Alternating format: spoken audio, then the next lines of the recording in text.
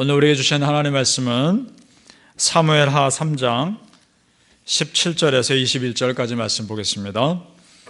구약성경 467페이지 사무엘하 3장 17절에서 21절입니다.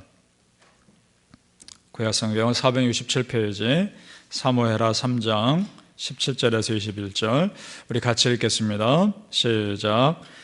아브넬이 이스라엘 장로들에게 말하여 이르되 너희가 여러 번 다윗을 너희의 임금으로 세우기를 구하였으니 이제 그대로 하라.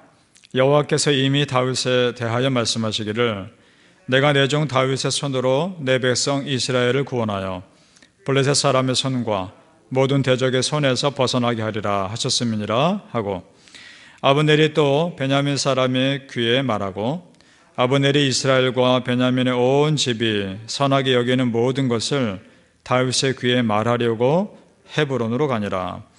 아브넬이 부하 20명과 더불어 헤브론에 이르러 다윗에게 나아가니 다윗이 아브넬과 그와 함께한 사람을 위하여 잔치를 배설하였더라.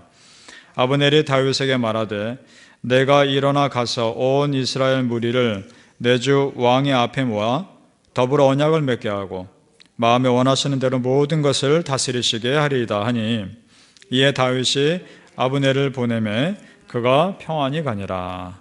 아멘. 오늘 새벽에 예배하신 은혜가 오늘도 우리 성도님들께 함께 하시기를 예수님의 이름으로 축복합니다. 아멘. 오늘 말씀은 하나님께서 함께하는 사람과 하나님께서 함께 하시지 않는 사람의 결과가 어떻게 다른지를 굉장히 분명하게 보여줍니다. 하나님께서 함께하는 사람은 점점 강성해지지만 하나님께서 함께하지 않은 사람은 점점 약해진다라고 말씀하고 있습니다. 우리 1절을 보시겠습니다. 오늘 성경 사무엘하 3장 1절입니다. 사울의 집과 다윗의 집 사이에 전쟁이 오래매 다윗은 점점 강하여 가고 사울은 집은 점점 약하여 가니라. 아멘. 시간이 지날수록 다윗의 편에 사람들이 점점 많아졌다는 것이고 사울의 집엔 점점 사람들이 줄어들었다는 것을 말합니다. 그리고 또 하나의 문제가 있었습니다. 사울의 집의 실권자는 사울의 아들이 아니었습니다. 아브넬이라고 하는 군대 장관이었습니다. 이것이 나중에 불씨가 됩니다. 이 사람이 반란을 일으키거나 배신을 하게 되면 그 즉시 사울의 집은 망하는 것이었거든요. 자, 6절을 보시기 바랍니다. 6절 말씀. 사울의 집과 다윗의 집 사이에 전쟁이 있는 동안에 아브넬이 사울의 집에서 점점 권세를 잡으니라. 자, 이것이 불씨가 됩니다. 결국 걱정했던 대로 아브넬이 사울의 집을 배신하게 되죠. 자, 이런 배신의 분위기는 굉장히 오래전부터 있었습니다. 아브넬이 다른 사람, 다시는 이스라엘 다른 리더들이 사울의 집 세력 안에 있던 다른 리더들이 배신하려고 했을 때 실권자였던 아브넬이 막고 있었던 겁니다.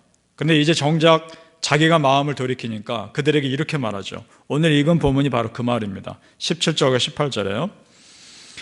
아브넬이 이스라엘 장로들에게 말하 이르되 너희가 여러 번 다윗을 너희의 임금으로 세우기를 구하였으니 이제 그대로 하라. 자, 그렇다는 얘기는 지금 다윗을 따르는 세력만이 아니라 사울을 따르는 세력들 중에서도 아주 오래전부터 다윗을 왕으로 세우려는 사람들이 있었다는 거 아닙니까? 그걸 아브넬이 막고 있었던 거죠. 자, 그러면서 뭐라 말하는지 보시기 바랍니다. 18절에요. 여호와께서 이미 다윗에 대하여 말씀하시기를 내가 내 종 다윗의 손으로 내 백성 이스라엘을 구원하여 블레셋 사람의 손과 모든 대적의 손에서 벗어나게 하리라 하셨음이니라 하고, 그러니까 이들도 하나님께서 다윗을 이미 세우셨고 다윗을 왕으로 세우셔서 이스라엘 지키게 하시고 보호하실 것을 알고 있고 믿고 있는 겁니다. 그럼에도 자기들의 생각으로 다윗을 대적해서 7년 반 동안이나 서로 안 좋은 관계에 있었던 거죠. 이제 마음을 돌이키는 겁니다. 자, 그런데 여러분, 사울 왕의 아들의 입장에서 한번 생각해 보시죠. 사울 왕의 아들이 이때 이름이 이스보셋이었는데 7년 반 동안 자기를 보호해 주겠다고 했던 사람들이 한순간 돌이킨 거 아닙니까? 다윗의 입장에서는 좋은 일이겠지만 이 사울의 아들 입장에서는 기가 막힌 일 아닙니까? 이렇게 되어가는 상황 보면서 여러분 무엇을 느끼십니까? 하나님께서 지켜주지 않으면 사람들의 보호나 사람들의 약속은 아무 소용없는 것입니다. 하나님께서 지켜주셔야 하는 것입니다. 사람들이 나를 지켜주는 것이 아니라 하나님께서 나를 지켜주는 것을 믿으실 수 있기를 소망합니다.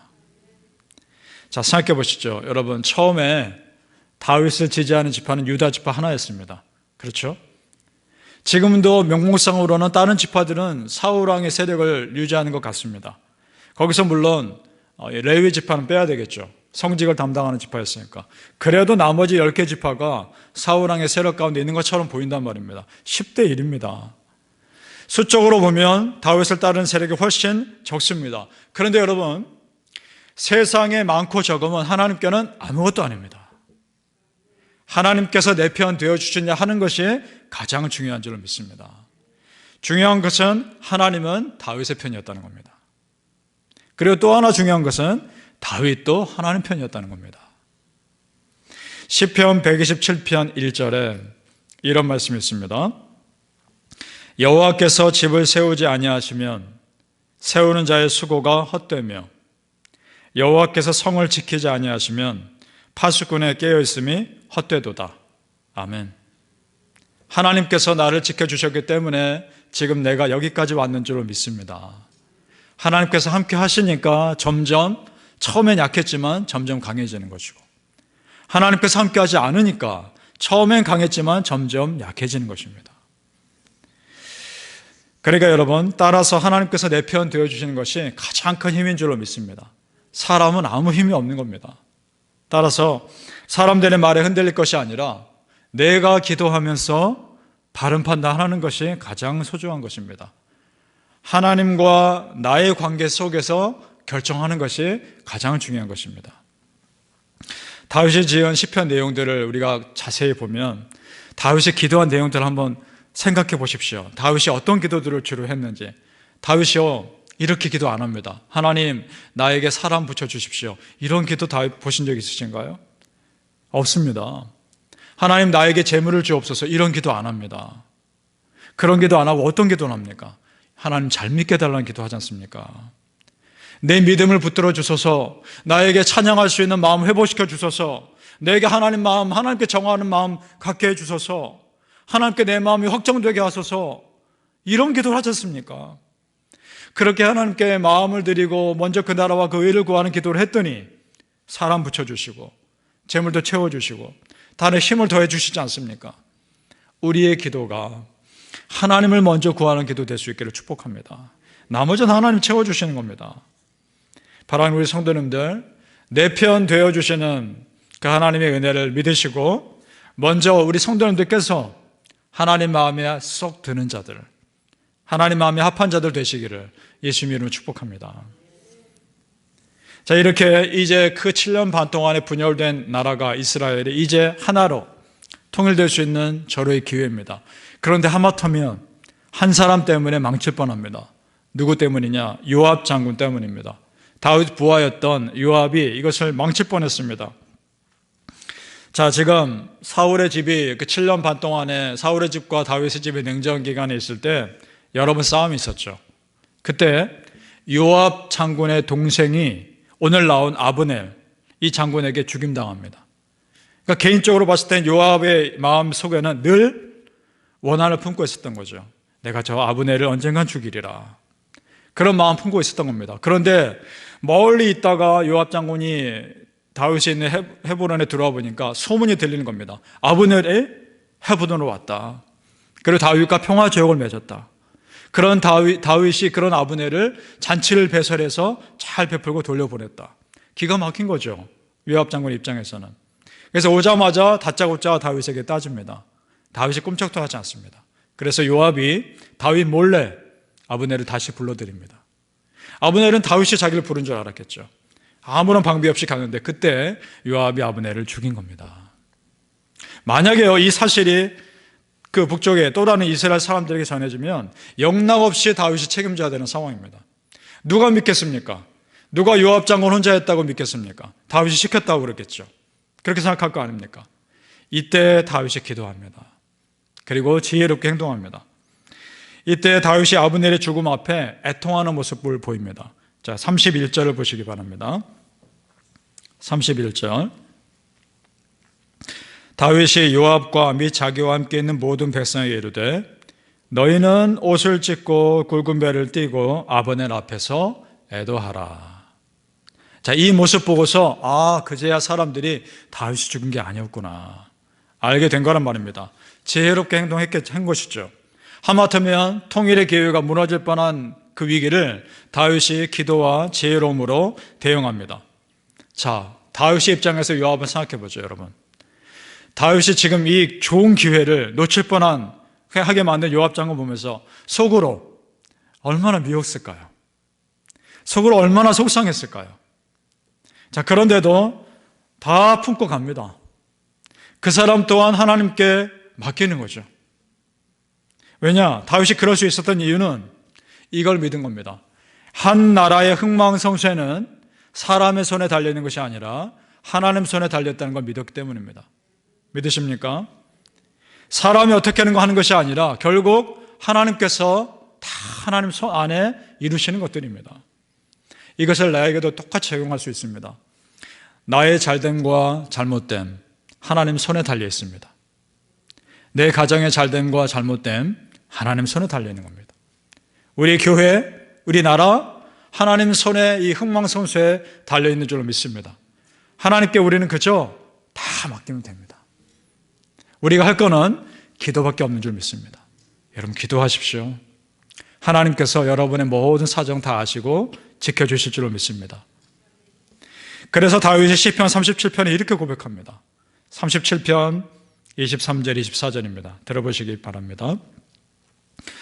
여호와께서 사람의 걸음을 정하시고 그의 길을 기뻐하시나니 그는 넘어지나 아주 엎드러지지 아니함은 여호와께서 그의 손으로 붙드심이로다. 아멘. 붙드시는 은혜가 있습니다. 바라기는 우리 성도님들, 사람이 나를 지켜주는 것이 아니라 하나님이 나를 지켜준다는 것을 믿으시고 여호와 하나님의 그 붙드시는 손 끝까지 의지하시기를 예수님의 이름으로 축복합니다. 아멘. 기도하겠습니다. 하나님 감사합니다. 붙들어 주옵소서. 사람 의지하는 것이 아니라 하나님 의지합니다. 사람이 나를 지켜주고 보호하는 것이 아니라 하나님께서 나를 지켜주고 보호하시는 것입니다. 하나님의 날개 그늘 아래 오늘도 피합니다.